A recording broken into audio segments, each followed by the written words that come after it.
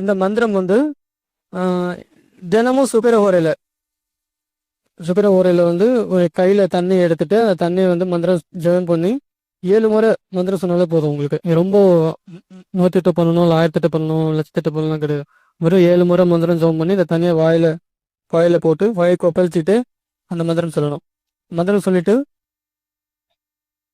யாரை வசியம் பண்ணுறீங்களோ அவங்க வந்து மந்திரம் சொல்லும்போது நினச்சிக்கிட்டு இந்த தண்ணி வந்து குடிச்சிடணும். இல்லை அவங்களோட துணி முடி ஏதாவது இருந்தால் அது மேலே துப்பிடலாம். துப்பினா அவங்க வசியமாயிடுவாங்க. இதில் நான் சொல்லுவது சிம்பிளான மெத்தடு. இது வந்து வெள்ளிக்கிழமை கிடையாது. நீங்கள் வெள்ளிக்கிழமை சுக்கரில் பண்ணால் கொஞ்சம் பவர்ஃபுல்லாக இருக்கும். பௌர்ணமி சுக்கரையும் பவர்ஃபுல்லாக இருக்கும். டெய்லி சுக்கரவரையில் பண்ணாலும் சீக்கிரம் வசியமாகும். இதையும் நல்ல வேறு மட்டும் பயன்படுத்திங்க. இதை யாரும் வசியப்படுத்தலாம். ஒரு ஒரு ஒரு அதிகாரியை பார்க்க போகிறீங்க, இல்லை ஒருத்தர் ஒரு வேலை விஷயமா பார்க்க போகிறீங்க, இல்லை ஒருத்தர் வந்து உங்களுக்கு அவங்களால ஏதாவது காரியம் நடக்கணும்.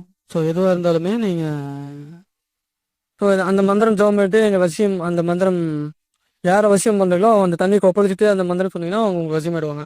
இப்போ ஒருத்தர் பார்க்க போகிறீங்க, திடீர்னு அவசரமாக பார்க்க போகிறீங்க, அவங்களுக்கு வந்து வசியம் ஆகணும், இல்லை ஊரை கட்டுப்பாட்டுக்கு அவர் வரணும், அவர் நீங்கள் சொல்கிற அவர் கேட்கணும் அப்படின்னா நீங்கள் இந்த மாதிரி பண்ணிட்டு போகிறேன்.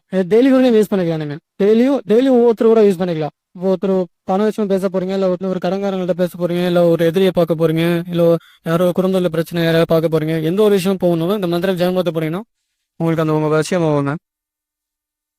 போங்க குடிச்சல அவ்வளோதான். கொப்பளிச்சுட்டே மந்திரம் சொல்லணும். அந்த தண்ணியை கொப்பளிச்சுட்டே மந்திரம் சொல்லிட்டு குடிச்சல அவ்வளோதான். 7 முறை சொன்னா போதும். அது மேலேயும் சொல்லலாம், தப்பு இல்லை. முழுகினா துப்புனா தப்பு இல்லை. சரி, முழுகினா நல்லது. முழுகினா உங்களுக்குள்ளே இருக்கும்.